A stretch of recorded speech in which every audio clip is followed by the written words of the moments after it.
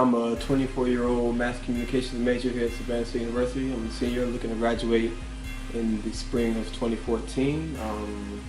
I like singing. I like chill. You know, when I say chill, I mean I like doing anything that keeps me interested. Like whether it be joking around with my homeboys or going on runs, you know, riding bikes, skating. You know, so that's a little bit about me. I'm a really goofy person at times too, so. But I do know how to be laid back. I'm pretty chill also. Aaron is a laid back type of guy. You know, he doesn't bother anybody. He's pretty smart. You know, whatever he does, whatever he wants to do, you know, he puts his mind to it and he accomplishes it. I always have been athletic. I come from a family of athletes, so we've always competed in sports. I've played several sports and I seem to have been pretty gifted at each one, so I just had the idea of, hey, why not get boxing? So I was watching it on TV one time, back when I was, I'd say, probably a freshman in high school, and ever since then I just felt like, hey, it's something I want to give it a try with. I have to say I was about 15 when I started boxing. The reason why was actually pretty funny. It's a pretty funny reason I feel, but I was sitting down, as I just said, I was watching some boxing matches, and back then it had an Xbox, so used to have Knockout Kings, and me and my brother were playing it a lot, and I used to be fascinated with like the combination stuff. I'm like, oh man, this is so nice. And one day my mom took me to the gym, or I was working out in the gym with my dad, and my mom showed up, and she had this boxing coach with her, and ever since then, it's just been something I did. Something I really like to do. I've known Aaron for about 4.5 years, going on 5. Yeah, I think Aaron's first love, besides football, is boxing. That's all he talks about now. You know, that's all he's been about since I've known him for these 4.5 years. I'd have to say, my coach, who I started out with, Marciano Diaz, he was a very big influence. Had it not been for him, I wouldn't have gained as much knowledge on the sport as I have and have come as far as I have in the sport. But he's not the only one. I've actually had inspiration from my family because, like I said before, I come from a family of athletes and we're also all fighters, so, you know, I've seen a couple scraps, you know, amongst family members and, you know, out in the streets against random people, and that alone just, you know, kind of directed me towards wanting to box even more, because I figured that anybody can just throw hands or, you know, fight, but if you actually have technique and, you know some things, you can do a lot. So with that, on top of fighters like Muhammad Ali, Floyd Mayweather, James Toney, those are my top 3 favorite fighters, by the way. Oh, and Roy Jones were top 4 favorite fighters. It's pretty unanimous that my influence was from the beginning my coach, and these other fighters that I grew up watching and knowing about.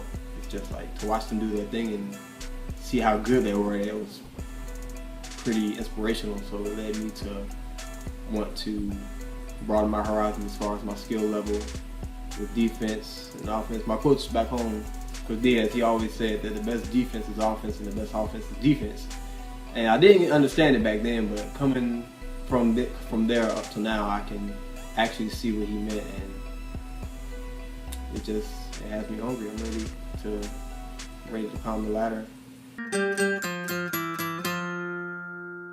My goals as of right now are to continue competing in the amateur division, and I'll say for another good 30 fights, climb the ranks, hopefully win some very important competitions, and just build up my resume. And from there, when I feel that my team, my coach, myself, and those around me feel like I'm ready, most importantly, when I feel like I'm ready to go ahead and take that step into the professional division and pursue my goals of becoming a light heavyweight title holder, whether it be WBC or IBF, whichever case, it doesn't matter to me. Like, as long as I reach that goal of becoming a light heavyweight championship title holder, several maybe, I would like to hold on to the belts as long as possible, and once I get them, they're not going to be relinquished easy. So I would have to say those are my goals. Like, I'm just gonna keep pushing, keep striving, climbing the ladder, and eventually reach the top. And when I get there, I'm gonna stay there. It's important because it gets you ready for a real fight.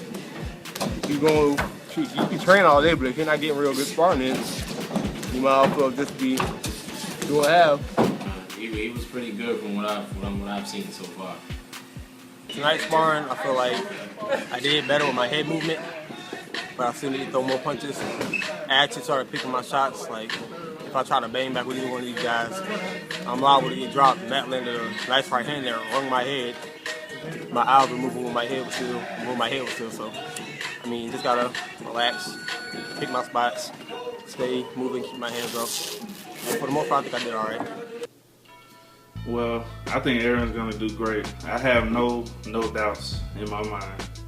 I've seen him spar before, and I trust that he'll win this match.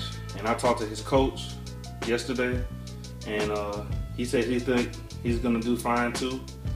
And but he's never seen him fight. But this will tell him if this is for him, and you know, if he needs to try and do something else. But I have faith in my boy.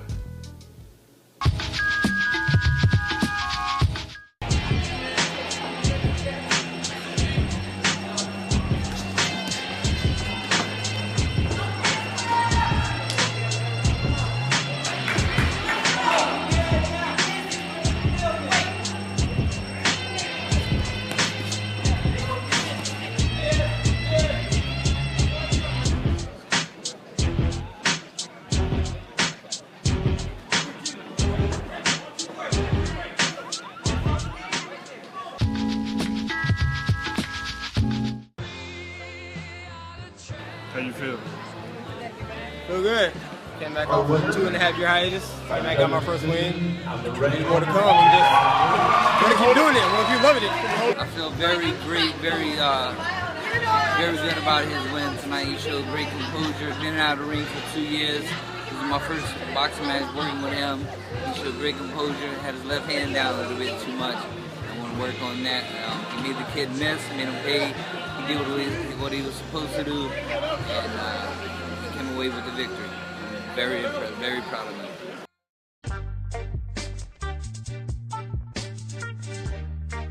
One comes to mind when we were, I'm not sure if y'all know of this dance called the Roy.